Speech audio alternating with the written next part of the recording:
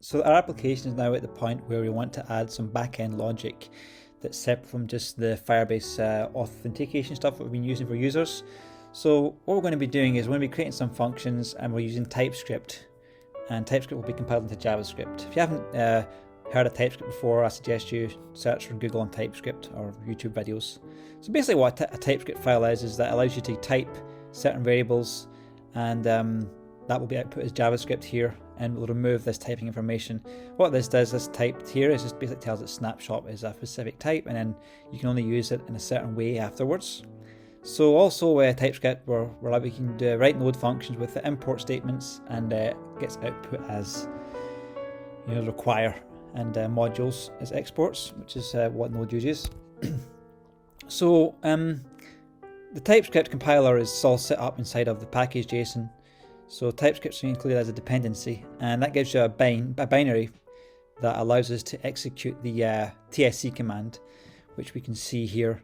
And what that does is it takes the settings that are inside of the tsconfig, namely the out directory, and so it says any TypeScript files we want to stick it into this directory here.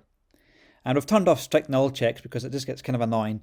If we leave strict null checks to false, then it will give us errors. For example, it will flag an error saying that, for example, this snapshot here, it could say ref could be undefined, and I just can't be bothered doing checks for that right now. So anyway, the first function that we're going to talk about is this add message here. So what this does is that we can create any handlers to our functions. So this add message when it's deployed, and by the way, you deploy these functions by doing Firebase deploy. So for example, you just do Firebase deploy and then only functions, and I'll upload all the stuff that's in our functions directory here, all these functions in here, to our Firebase console or cloud. Oh, by the way, if you don't want to have functions in top level here like I do, then you have to specify a path to this function directory, and you do that in your Firebase JSON here, just with this source directly like that. Normally you wouldn't do this, but because I have Netlify and Firebase, I need them both. Right, so let's just show you when this function is deployed. Got on my casual listening music there. When this is deployed, you're going to go to your Firebase console, and so you're going to go to your Firebase console here.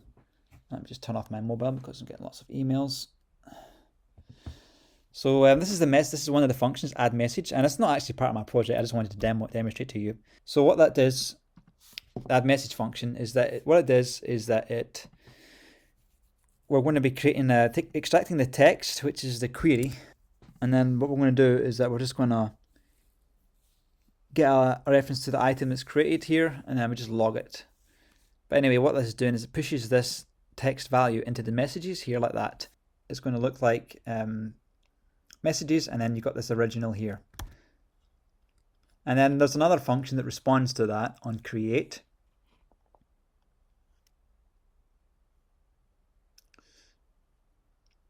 So you can see here there's when we added something new here, we created this uppercase thing.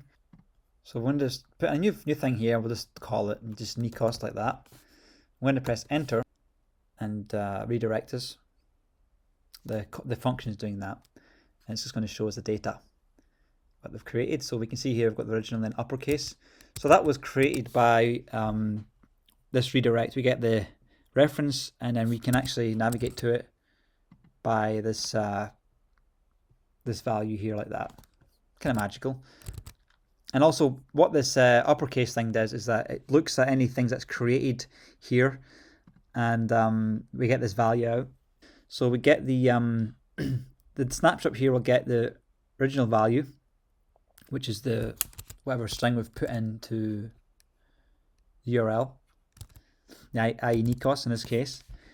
And then we just log this, and then we use this original value and we convert it using string method to uppercase.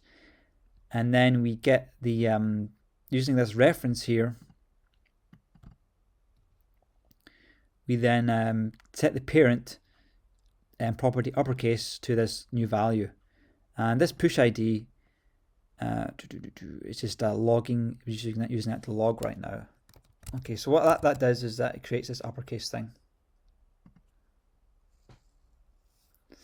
And this is nothing that we're going to be using for full stack. What we're going to be using for full stack is when we're creating functions that respond to creating users, and then we want to store separate user data.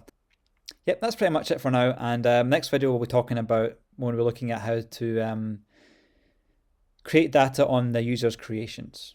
Okay, thanks very much for watching. Bye.